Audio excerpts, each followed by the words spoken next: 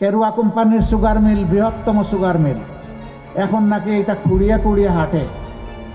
আমরা কথা দিচ্ছি, আমরা ইনশাআল্লাহ সবগুলা মিল ফ্যাক্টরি ইন্ডাস্ট্রিকে জীবন্ত করে তুলব।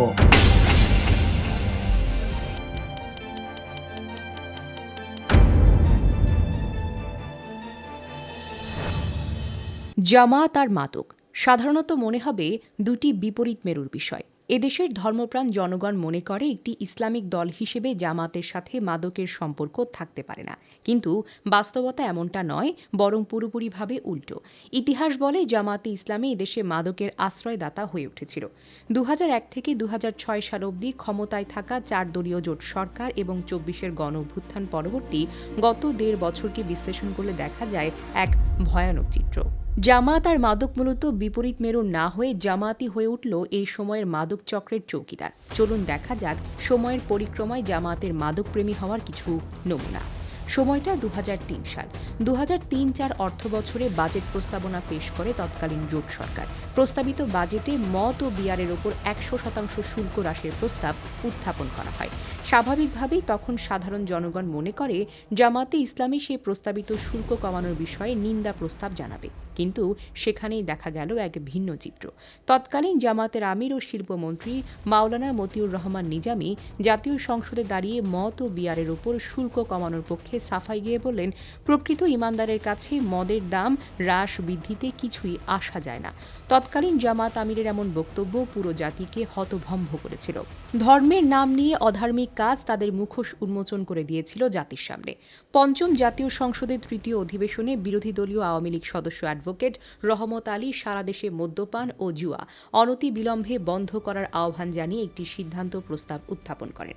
প্রস্তাবটি কণ্ঠ ভোটে নাকচ হয়ে যায়, কিন্তু সেই সংসদে মাওলানা মতিউর রহমান নিজামী ও মাওলানা দেলোয়ার হোসেন সাঈদী সহ জামাতে ইসলামের বেশ কয়েকজন সংসদ সদস্য থাকাকালেও তারা মদ বন্ধের পক্ষে কোনো বক্তব্য রাখেননি, যা সে সময়েও জাতিকে বেশ হতাশ করেছিল। ২০২৪-এর পরবর্তী সময় একটি নতুন বাংলাদেশের স্বপ্ন দেখছে সাধারণ জনগণ। নতুন বন্দোবস্তের স্লোগান উঠেছিল, মাদক নির্মূল করে একটি নতুন বাংলাদেশে ছিল জনতার স্বপ্ন। কিন্তু কিছুদিন পূর্বে আমিরে জামায়াত এক সমাবেশে বললেন, ক্ষমতায় এলে কেরু অ্যান্ড কোং সহ সব কারখানা সচল করা হবে। কেরুয়া কোম্পানির সুগার মিল বৃহত্তম সুগার মিল, এখন নাকি এটা কুড়িয়ে কুড়িয়ে হাঁটে। আমরা কথা দিচ্ছি, আমরা ইনশাআল্লাহ সবগুলা মিল ফ্যাক্টরি ইন্ডাস্ট্রিকে জীবন্ত করে তুলব। অথচ এই কেরু অ্যান্ড কোং হল বাংলাদেশের সবচাইতে বড় মদ উৎপাদনকারী প্রতিষ্ঠান। গত ২০২৪-২৫ অর্থ বছরে মদ উৎপাদন ও সাপ্লাই করে রেকর্ড ১৯০ কোটি টাকা মুনাফা অর্জন করেছে Carew and company Bangladesh limited. Jamaat কি এই মদের উৎপাদন আরও বৃদ্ধি করতে চায়? যুব সমাজ ধ্বংসের হাতিয়ার মদকে ব্যাপকভাবে ছড়িয়ে দেওয়াই কি তাদের একমাত্র উদ্দেশ্য? ২০২৪ সালের ডিসেম্বরে মাদকদ্রব্য নিয়ন্ত্রণ অধিদপ্তর ডিএনসি কক্সবাজারে তাদের ধারাবাহিক অভিযানে জানতে পারে জামাতে ইসলামীর টেকনাফ পৌরসভার সহ সভাপতি ইসমাইলের বাড়িতে ইয়াবা মজুত রয়েছে। খবর পেয়ে ইসমাইলের বাড়িতে অভিযানে গেলে ইসমাইল অভিযানে বাধা প্রদান করেন এবং লোকজন জড়ো করে অভিযানিক টিমের ওপর হামলা চালায়। এ সময় ডিএনসির ৩ সদস্য আহত হন। পরে তারা অনুসারীরা সংঘবদ্ধ হয়ে ডিএনসি অফিসে ভাঙচুর চালায়। ঢাকা বিশ্ববিদ্যালয় কেন্দ্রীয় ছাত্র সংসদ ডাকসু প্রথমবারের মতো ছাত্র শিবির প্যানেল যেখানে বড় ধরনের বিজয় অর্জন করে। একটি ইসলামিক ভাইব ধরে ডাকসু নতুন পদযাত্রা করবে, এমনটাই ছিল সকলের প্রত্যাশা। কিন্তু দিন কয়েক পূর্বে ঢাকা বিশ্ববিদ্যালয় কেন্দ্রীয় মাঠে কুয়াশার গান নামে একটি কনসার্টের আয়োজন করে ডাকসু ও স্পিরিট অফ জুলাই। সেই কনসার্টে বিনামূল্যে বিতরণ করা হয় সিগারেট, যা ডাকসুর ইতিহাসে এই প্রথম এবং দেশীয় আইনেও যা অলঙ্ঘনীয় অপরাধ। ঢাকা বিশ্ববিদ্যালয় ক্যাম্পাসে কনসার্টে বিনামূল্যে সিগারেট বিতরণ, এ ঘটনা কি শুধু অনৈতিক নাকি সরাসরি আইন লঙ্ঘন? এই প্রশ্নেই তোলপাড় ক্যাম্পাস।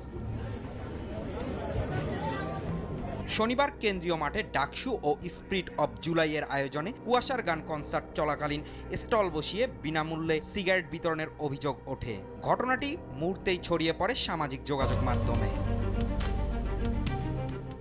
শিবির সমর্থিত প্যানেলের ডাকসুর এই নৈতিক পদলঙ্ঘনে হতাশ সাধারণ শিক্ষার্থীরা। একদিকে শিবির সমর্থিত ডাকসু বিনামূল্যে সিগারেট বিতরণ করে, অপরদিকে জামায়াত নেতা ডাকসুকে মাদক ও বেশ্যাদের আড্ডাখানা বলে। এ যেন একই অঙ্গের বহুরূপী প্রকাশ। যে ডাকসুর মাদকের আড্ডা ছিল, যে ডাকসু বেশ্যাখানা ছিল, সেটা ইসলামী ছাত্র শিবির পরিবর্তন করতে সক্ষম হয়েছে। সবশেষে প্রশ্ন এসে যায়, মাদক নিয়ে জামায়াতের নৈতিক অবস্থান কি?